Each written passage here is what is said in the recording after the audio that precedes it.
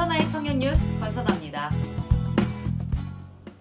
김기현 국민의힘 대표가 임명직 당직자 인선을 완료하고 총선 승리에 정치 생명을 걸겠다며 공언했습니다. 그의 거취를 둘러싼 당 내용은 가라앉지 않을 조짐입니다. 16일 오전 김성호 여의도 연구원 부원장과 조수진 최고위원이 김 대표 퇴진을 암시하는 문자 메시지를 주고받은 게 화근이었습니다. 이준석 전 대표는 채널A 라디오쇼 정치 시그널에 출연해 김기현 2기 지도부가 2주일도 못 갈 것이라며 악평을 내놓았는데요. 또한 이준석 전 대표는 국회 기자회견을 통해 보선 패배의 책임을 윤석열 대통령에게 돌리며 눈물을 보이기도 했습니다.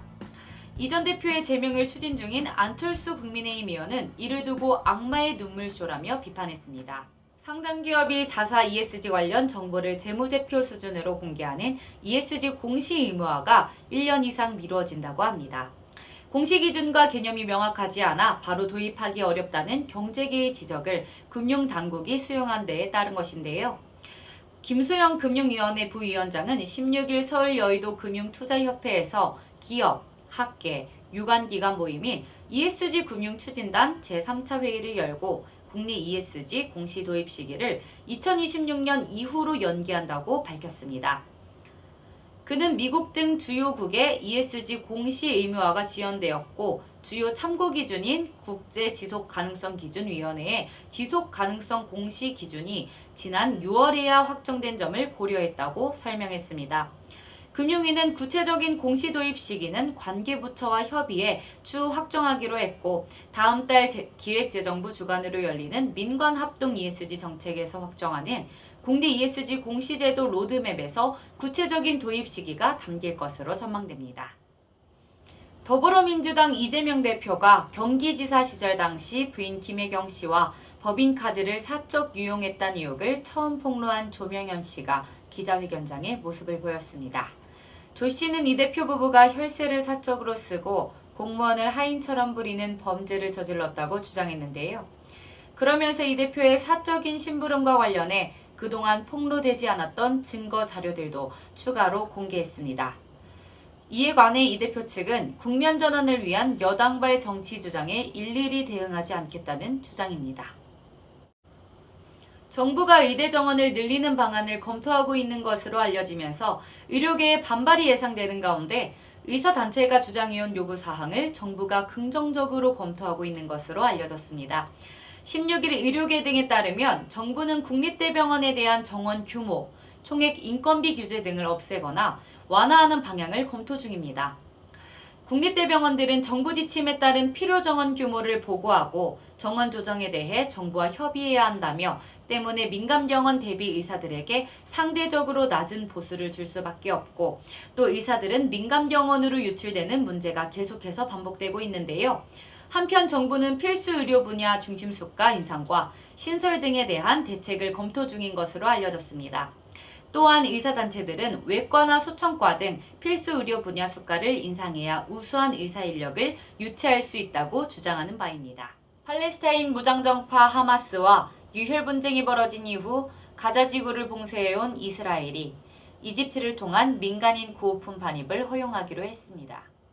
대한민국 교원조합 등 11개 시민단체가 모여 교육공동체 신뢰회복과 교육본질 추구를 위한 국가교육국민협의회를 창립 출범하였습니다. 앞으로 교협은 교직자, 학부모, 시민단체가 협력해 교육의 본질을 회복하고 올바른 교육제도에 대한 현실 진단 및 개선 대안을 제시할 계획이라고 밝혔습니다. 빅텐트를 구성한 교협이 현재 교육 위기를 극복하고 세계사적 디지털 문명 전환을 선도할 수 있을지 귀추가 주목됩니다. 윤석열 대통령은 지난 18일 국민은 늘 무조건 옳다며 어떠한 비판에도 변명해서는 안 된다고 전했습니다. 김은혜 홍보수석에 의하면 이날 오전 용산 대통령실에서 참모진과 회의에서 이같이 말하며 우리가 민생 현장으로 더 들어가서 챙겨야 한다고 당부하였습니다. 국회 보건복지위원회 정춘숙 의원이 보건복지부에서 받은 자료에 따르면 현재 노인 소득 하위 70%에게 주는 기초연금을 기준 중위소득의 100%로 축소하고 액수는 30만 원에서 40만 원으로 늘리는 개혁안을 내놓았습니다.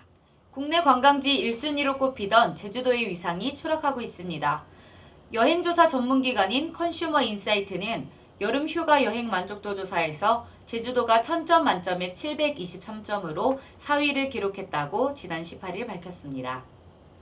대신 2030 세계박람회 유치를 준비 중인 부산이 1위에 올랐고 부산은 평가에서 736점을 얻어 강원특별자치도를 1점 차로 제치고 최상단을 차지했습니다.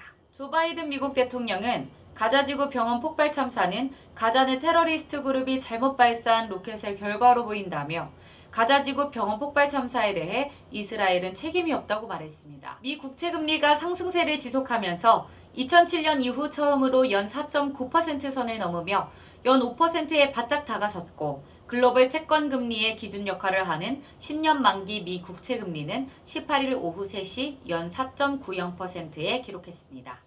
가자지구 내 병원에 폭탄이 떨어져 최소 500명이 숨지는 참사가 발생했습니다. 가자지구 알-아흘리 병원이 폭격을 당한 것인데요.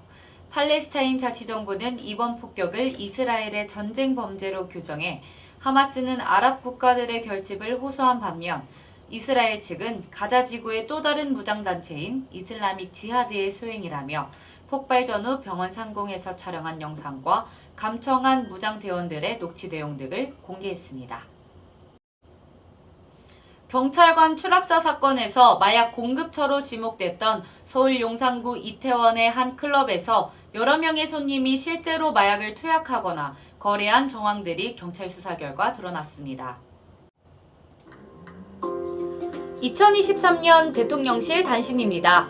윤석열 대통령은 오늘 참모들에게 국민의 삶을 더 세심하게 살피고 챙겨야 한다는 당부와 관련해 국민들의 민생 현장을 더 파고들겠다고 강조하였습니다. 윤석열 대통령은 2년 연속 제78주년 경찰의 날 기념식에 참석해 14만 경찰을 격려하였습니다.